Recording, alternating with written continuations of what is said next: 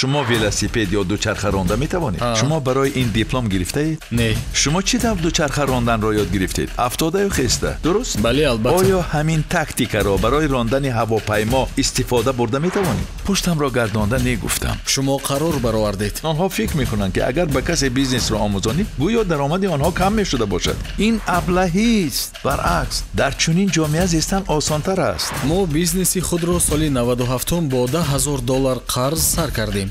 باز یک بیزنسی دیگر، دعوتنامه‌های آفیس مارکت. گویا همه آدمان ثروتمند خسیس و پستند. گویا که همه آدمان بای بدند. در اصل این خطاست. آدمان بای خوب زیادند. ما از نقطه A به B میرسیم، بگذار آنها از B به V رسند. بیزنسی که حالا با 50,000 کردن ممکن است، بعدی 2 سال برای آن را کردن 300,000 در کار می شود.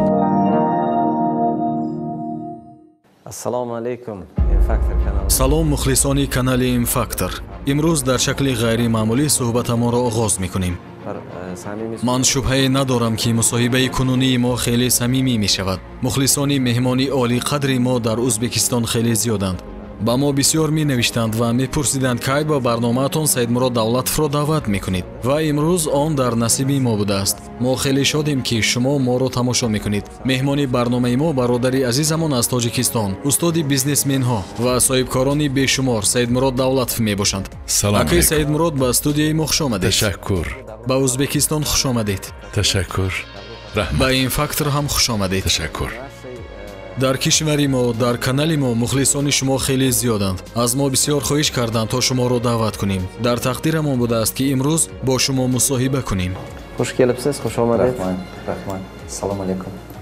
اینک سخن به شما میخواهم از آن سر کنم که در این روزها با چی شما مخلصانی ما را عموما صاحبکارانی ما را شاد میگردانید؟ با چی کاری نیک شما به تاشکند آمدید؟ نقشه هایتان چگونه است؟ سلام علیکم بینندگان عزیز. سلام مخلصان و هواداران. تشکر که مرا به اینجا به این مصاحبه دعوت کردید. از شما خیلی سپاسگزارم. من به ازبکستان زود می آیم دوام 3 سال اخیر. رسالت من این است که میکوشم در رشد طرز فکرانی آدمان بیشمار سهم گذارم. در آن یگان خیلی تغییرات نیک وارد نمایم، مخصوصاً در تشکل یابی ذهنی مالیوی و انکشاف اقتصادی. یعنی من باوری دارم که از همه مهم کادرها می باشند و حالا معلوم است که در تمام جهان 70% اقتصادیات عالم طریق بیزنس های خرد و میانه نگاه داشته می شود. عین زمان برای انکشاف آسیای مرکزی این بسیار ضرور است. عموما در کل آسیای مرکزی بیزنس های خرد و میانه پایه است که ما می توانیم تکیه کنیم و بر ضمن این به اکثری جوانانی که به وایه می رسند دانش های پروفسیونالی در کار است. راه های رسیدن از نقطه A به نقطه B. محض با همین هدف من سفرها می کنم، سمینار و ترینینگ ها می گذرانم. دوامی بیش از 23 سال زیاده از 1,300,000 آدمان در ترینینگ های من اشتراک کردند و دستاوردها خیلی زیادند. این مرا شاد می گرداند. همچنان من 14 کتاب نوشتم. همه کتاب هایم خوب پخش شده ایستادند. تا امروز بیش از 2 میلیون نمونه کتاب های مرا خریدند. اگر کتاب هایم بیفایده می بودند آدمان نمی خریدند یا به ترینینگ هایم نمی آمدند. عادتا پیش من آدمانی می آیند که یا یگان نتیجه خوب دست آوردند یا در یوتیوب گوش کردند یا کتاب هایم را خواندند و یا کسی توصیه داده است. یعنی کسی منفعت گرفته توصیه داده است. و بزرگترین جنبه مثبت فعالیت ما آن است که علم را پهن کرده و همه رسانیدن در کار تا خطاها کم شوند و بر ضمن این کاری کردن در کار تا که در سر مردممان به طور همیشه فکری گستربایتری را نیست باید کنیم. همین فکر را تماما نیست کردن در کار، زیرا با مهنت وزنی جسمانی کس تقدیرش را دیگر کردن نمیتواند. درست. از سبب آن که بسیار مردممان عمرشان را با مهنت وزنی جسمانی میگذرانند، همان استعداد خدا دادشان را یافتن نمیتوانند. همان استعداد، همان طرف بقوت خود را فرصت کشادن نمییابند. وقتی انسان بسیار مهنت جسمانی میکند خسته میشود و او وقتی فکر کردن نمییابد. او فکر نمیکند. ҳоло ин гапҳои шумо филми тасвирии Мауглиро ба ёдам овард. Ману ту ҳам хунем.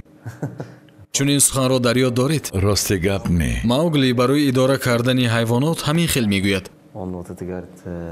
ману ту ҳам хунем ва баъд бо онҳо забон меёбаду ҳамаашонро идора мекунад ва онҳо бо ҳам ба ҳадафашон мерасанд. барои ҳамин рисолати шумо ва мо лоиҳаи М-Factor аз он иборат аст, то ки бале, ману шумо пеш аз эфир 15-20 дақиқа суҳбат кардем. мо гуфтем ки Ӯзбекистон беш аз 34 миллион аҳолӣ дорад ва 60% онҳо ҷавононанд. яъне 20 миллион. 20 миллион аҳолии мо ҷавононанд. ана ин бачаҳое ки дар паси кадранд. онҳо 18, 20, 25 солаанд ва ҳамаи онҳо мехоҳанд дар зиндагӣ роҳи худро ёбанд. онҳо мехоҳанд фаҳманд ки чӣ кор кунанд, то меҳнати дастию ҷисмонӣ накунанд барои 300 ё 400 доллар дар як моҳ, балки бо ақл роҳи худро дар ҳаёт ёбанд. ва барои ҳамин мо лоиҳаи М-Factor-ро таъсис додем, то ки ба ин ҷо одамони муваффақеро чун шумо даъват кунем. шумо метавонед дар бораи таҷрибаҳои ҳаётии худ ба мо гап занед. аз ин рӯ ман гуфтаниям ки мову шумо ҳам хунем. ташаккур. ман шуморо дер боз пайгирӣ мекунам. ҳоло эътироф мекунам, вақте ман бори аввал эфирҳои шуморо тамошо мекардам, бароям ғалатӣ буд. лаҳни русии шумо хеле мураккаб буд. ман тоҷикиро мефаҳмам. вақте шумо бо тоҷикӣ баромад мекардед, ман гӯш мекардам ва он роҳатбахш буд. ва баъд фаҳмидам ки гап дар лаҳни гуфтор нест. вақте донишманде гап мезанад, бояд ба моҳияти гапи ӯ аҳамият диҳӣ. ӯ чӣ гуфтан мехоҳад, ӯ чиро расондан мехоҳад, муҳимаш ана ҳамин аст. барои ҳамин вақте одамон суханони одамони муваффақро гӯш мекунанд, бояд ба ин чизҳо аҳамият надиҳанд, балки ба донишҳои амалӣ аҳамият диҳанд. шумо донишҳои зиёд доред. ман шуморо пайгирӣ мекунам. маро ба ваҷд меоред. ташаккур. аз ин рӯ имрӯз давоми 1-1.5 соат вобаста ба фаъолияти меҳмононамон мо бо шумо кӯшиш мекунем дар бораи муҳимтарин масъалаҳо суҳбат кунем. ташаккур. эҳтимол ин ракурси наве шавад. ташаккур. барои ҳамин бори дигар сипос мегӯям ки ба ин ҷо омадед. ман забони русиро махсус дуруст наомӯхтам. ин ҳам равиши маркетинг аст. дар ҳақиқат бале. барои чӣ? вирусни маркетинга? бале. барои чӣ? барои он ки ман бо диққат дидам барои ба таври профессионалӣ омӯхтани русӣ чӣ душворӣ ҳаст. ҳеҷ гуна душворӣ нест, аммо пеши ман киҳо меоянд? ман таҳлил кардам. ҳанӯз солҳои 2006-2007 70 ё 80% одамон ба таври олӣ бо русӣ гап намезананд. бале. ман прототипи хонандаву шунавандагони худро бо диққат омӯхтам ва бо диққат фаҳмидам. аудиторияи ман одамоне ҳастанд ки 80%-ашон бо русӣ олӣ гап намезананд. баъд ман фикр кардам, лаҳзае тасаввур кунед, одаме дар як тараф мешинад ва маро дида фикр мекунад. ӯ доктори илмҳост, ин қадар китобҳо дорад, ӯ мултимиллионер аст, якчанд бизнес дорад. табиист ки ӯ фикр мекунад барои ӯ кардани коре ки ман мегӯям душвор аст. вале вақте ӯ мебинад ки як инсони оддӣ, ман писари чӯпонам, падарам чӯпон буд, дар деҳаи ба воя расидам, як одами оддиям, тавре ки шумо гуфтед, мо шумо ҳам хунем. ӯ мебинад ки ман айнан мисли ӯям ва медонед, ман собиқ гастарбайтерам, 6 моҳ дар кӯчаҳо зистам. ман инсоне мебошам ки то ҳол бо русӣ дуруст гап зада наметавонам. боз одамон ба ман пул медиҳанд то ки гапҳоямро гӯш кунанд. ба ман чаро одамон пул медиҳанд медонед? то ки бо онҳо суҳбат кунам. дуруст. аҳамият диҳед, ин хеле муҳим аст. пул медиҳанд то ман бо онҳо гап занам бо нархи гарон. ман забони русиро махсус наомӯхтам. вақте ман бозорро дидам, бозори тиҷорати тренингҳоро, дигарон дар Россия кӯшиш мекунанд калимаҳои мудшударо истифода баранд. таъбиру истилоҳҳои мураккаб, истилоҳҳоро ва онҳо инро нишондиҳандаи ақлу дониши баланд мешуморанд. ман бошам баръакс кардам. олӣ. ман ҳамашро чаппа кардам. чаро? чунки мақсади ман худамро бо ақл нишон додан нест. мақсади ман ин аст ки кас гапҳоямро шунида рафта дар амал иҷро кунад. гапҳоямро фаҳмида воқеан амал кунад. аз ин рӯ агар масъалаи самаранокии тренингҳои маро бардорем, хариди такрорӣ ва тавсияи тренингҳои ман то 98% аст. ин олист. кай одамон такроран меоянд? вақте ки натиҷае ба даст оранд. агар натиҷа ба даст наоранд, дигар намеоянд. ин якум. бале. дуюм, من در 23 سال آدمی را ندیدم که رفته گفته مرا کرده باشد و کارش برار نگرفته باشد. من دانشمندانه نه فهما گپ میزنم. این مهم است. نتیجه نهایی شنوندگانم برایم خیلی مهم است. برای همین این لحن تلفظ، این عادی و فهما گپ زدن بهتر است. زیرا به این هم آدمان به خود باوری ندارند، به این هم آنها خود باور نیستند. خودبهادی‌هایشان پست است. البته برای آنکه مانعات زیادند، جای دانش نمیرسد، جای دستگیری نمیرسد، جای باوری روانی نمیرسد، جای سرمایه نمیرسد، جای ایده سری وقتی نیست. عموما نازکیت ها خیلی بسیارند. نازکیت ها خیلی بسیارند و به این هم آنها به خود باوری ندارند. و اگر من باز با زبان مرکب گپ زنم، او باز هم بیشتر باوریش را گم میکند و از کار کردن میترسد. برای همین وظیفه من این است که او به کار دست زند. از این رو من ضرور نمی حسابم که روسی را در سطح عالی آموزم. راست گپ حالا ریپیتیتر گرفتم برای آنکه میبینم در روسیه و فراتر از آن اودیتوری من تغییر مییابد. پیش من دیگر کاتگوریای آدمان میآیند که به این اهمیت میدهند. و من چرا روسی را نآموختم؟ زیرا 2 پلوس داشتم. یکم به خوانندگان و شنوندگانم فهماندم که زبان چندان مهم نیست و یا اینکه یک چیز خرد است. مهمش در کار خود پروفسیونال بودن است. دوم، مانعت در دل آدمان است، نه در زبانشان. بله. اگر تو قبول کرده توانی، اگر خوانده توانی، نفهمیدن اختلاف در زبان آدمان است. در دل آنها دیگر گونه‌اند. درست. کلانترین جایی که من برآمد کردم استادیون لوژنیکی می باشد. 18,500 آدم جمع شد و من برآمد کردم. از دلخواه شنونده پرسید که بیشتر در یادت کی ماند؟ او انیق میگوید دولتوف. برای چی؟ برای آن که من ترمینولوژی مخصوص اصول نو دارم. متدیکای من دیگر خیلی است. آن خاصی من است. آن ثمره بخش است. خوب در یاد ندارم. این 2 سال پیش بود یا 3 سال پیش بود. یک سخنی شما با من بسیار پسند آمده بود. همون جمله چی بود؟ تبسم کن. تبسم کن. تبسم کن. مشکلی پیش آید تبسم کن. آن را 1 چند میلیون حتی صدها میلیون کس تماشا کردند. بله. چرا؟ چون که من در آن رالیک دیدید جمله های مرا از ترینینگ بریدند. بله. من گروهی فردی دارم. حالا 299 کس به طور فردی از من درس میگیرند. همه آنها بیزنس دارند و در آن ترینینگ من تاریخ خودم را گفتم و فهمانیدم که چطور از قرضها رهایی یافتم. شاگردانم همان پاره سخنانم را بریدند و به اینترنت پرتافتند. میدونید ویروسنی مارکتینگ. بله، آن نقطه در کاری بوده است. در نظر سخنی عادی می نماید، اما آن دلخواه کس را وادار می سازد که گوش کند. بله. چرا؟ چون که آن دروغ نیست، آن راست است. من آنجا حالت خودم را تصویر کردم. من چه ها را اثر گذرانیدم. در آنجا همین را قید کردم. گپ در چیست؟ گپ در آن است که راه زندگی هموار نیست. حیات کسی را دوست نمی دارد.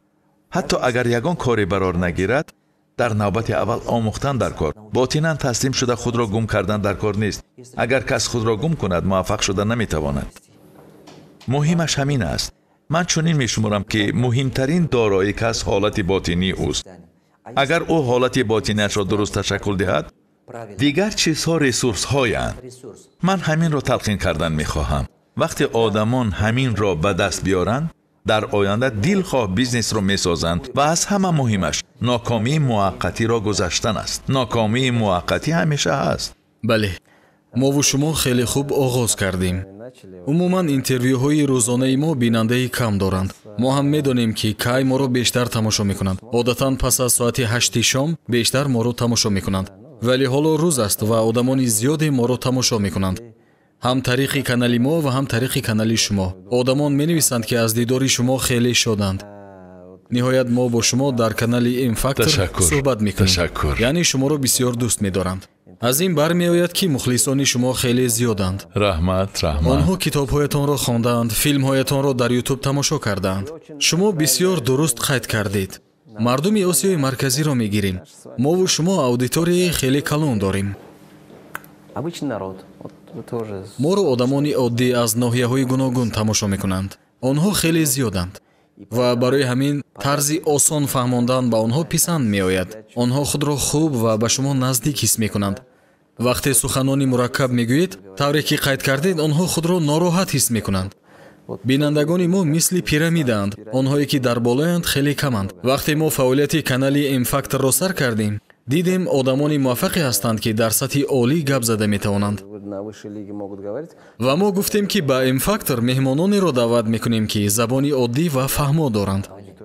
ва ин козири шумост ки моро шод мегардонад. худо хоҳад. ман боварӣ дорам ки пас аз ин барнома одамоне ки шунидаанд вале надиданд ба мухлиси ҳақиқии шумо табдил меёбанд. худо хоҳад. ва мо аз омадани шумо хеле шодем. ташаккур. шумо таҷрибаву донишҳои амалии худро ба мо медиҳед. раҳмат. биёед ин хел мекунем. ман медонам ки дар канали шумо маҳз дар бораи роҳҳои паймудаатон қиссаҳо хеле зиёданд, вале шояд миёни бинандагон одамоне бошанд ки инро намедонанд. шояд каме нақл мекунед, ба тарҷумаи ҳолатон рӯ меорем. хуб. чӣ тавр сар кардед, аз чӣ сар кардед? чунки эҳтимол дар дили ҷавонон оташ меафрӯзем. бале, албатта. ман фарзанди даҳум дар оилаам. соли 1995 мактаби миёнаро хатм кардам. он вақт ҷанги шаҳрвандӣ идома дошт. он давра барои кишвари мо хеле вазнин буд. дар тоҷикистон? албатта, бале. ман дар оилаи доро таваллуд шудаам. дар деҳа ки дорост? он ки чорвои зиёд дорад, гов, гӯсфандон ва ғайра. мурғон? бале, бале. ва падарам чӯпон буд. мо рамаи калоне доштем. вале вақте ӯ аз олам гузашт, ман яксола будам. чун ба воя расидам, табиист ки солҳои 90 ҷанги шаҳрвандӣ сар шуд ва он чандин сол давом ёфт. вақте ба шаҳр рафтам, аллакай 2-3 бор пул иваз шуд. пулҳое ки мо дар банк доштем сӯхт. ман фарзанди охирон будам. бародари калониам мехонд. шумо дар душанбе зиндагӣ намекардед? ман дар деҳа ба воя расидам. дар деҳаи мо тахминан 700 ё 800 оила зиндагӣ мекунанд. ва чун ба шаҳр рафтам, он бароям олами нав буд. соли 1995 ман ба 3 донишгоҳ ҳуҷҷатҳоямро супурдам. ба ҳамааш қабул шудам. ба донишгоҳи техникӣ, факултаи инженер-сохтмончӣ, баъд ба факултаи ҳуқуқшиносӣ донишгоҳи Хуҷанд ва академияи мусиқӣ. дар ин 3 ҷо донишҷӯ будам. дар душанбе? бале, ба донишгоҳи техникии душанбе соли 1995 ҳуҷҷат супоридам ва баъд пас аз 2 моҳ бояд интихоб мекардам. бояд ё мехондам ё аҳли оилаамро таъмин мекардам. модарам ҳамон вақт нафақахӯр буд. ман ба ӯ гуфта наметавонистам ки ба ман пул фирист. ман донишҷӯям. бародари калониам донишҷӯ буд, мехонд. фикр кардам ва хонданро партофтам ва кор карданро сар кардам. бизнесро сар кардам. ман дар гирди хонаҳо шир мефурӯхтам. шир, сметана, қаймоқ. ман ҳамин корро кардам. аз ноҳияҳо оварда дар шаҳр мефурӯхтам. ангур оварда мефурӯхтам. дар бозор мешиштам. баъд соли 1996 боз дохил шудан хостам. соли 1996 ба донишгоҳи Хуҷанд ҳуҷҷатҳоямро супурдам. ба донишгоҳи давлатии Хуҷанд ва академияи мусиқӣ. боз пас аз 1 моҳ бояд интихоб мекардам. ё хонам ё не. хулоса бо бисёр корҳо машғул шудам. пӯст мефурӯхтам, картошка мефурӯхтам, семечка мефурӯхтам, ҳама чиро мефурӯхтам. ман ҳама корро мекардам барои он ки барои пул кор кардан. барои пул кор кардан, барои таъмин кардани худам ва ғайра. албатта вазнин аст, душвор аст, аммо бояд ин корро мекардам. ман аз Узбекистон гербитсид, селитра ва ғайра мебурдам. خلاصه کار میکردم. باید همین گونه کارها را میکردم. بعد به روسیه رفتم. من به روسیه رفتم. سالی چند؟ سالهای 96-97 من نهایت به روسیه رفتم. فکر کردم رفته کمی کار کرده پول به دست میارم بعد برمیگردم. بعد به آنجا رفتم و نیم سال سخت عذاب کشیدم. نیم سال در بیرون بودم. با خویشاوندانم رفته بودم. آنها باربرداری میکردند من باشم. بعد از سوداهایم با خود کمی پول داشتم. گفتم که نه، من باربرداری نمیکنم. روسی رو تماما نمیدونستم. آنجا یگان شناس نداشتم. یک چند روز گذشت و پولم تمام شد و باید یگان کار میکردم و فکر کردم خوب به خانه برمیگردم. خلاصه من همین خیل این رو تا حال در یاد دارم. به وокзали کازانسکی آمدم. آنجا راه بلد مرا نگرفت. من پول نداشتم. او گفت پول ده میبرم. و بناگاه من به یک آدم واخوردم که به من مصلحت عالی داد. او با من گفت چی گپ است دارم؟ به خانه رفتن میخواهی؟ من گفتم بله. او تاجیک بود و گفت بیا من تو را به دلخواه واگن سوار میکنم. همان وقت از من 150 روبل پرسیده بودند. بلیت رسمی 600 روبل بود. با این راه 150 روبل. من گفتم که پول ندارم و او به من نگاه کرد و گفت کورته تو از من دیده گرانبهاتر است. نخواد برای راهگیری 150 روبل نداشته باشی. من گفتم که همین خیلی است. او گفت تو برای چی آمدی؟ ایست کار کن بعد رو. дуруст. و من به او گفتم که کار یافته نمیتوانم. آسان ترین بهانه. گفتم که کار نیست. بعد او یک سخنی گفت که تقدیر مرا کلاً دیگر کرد.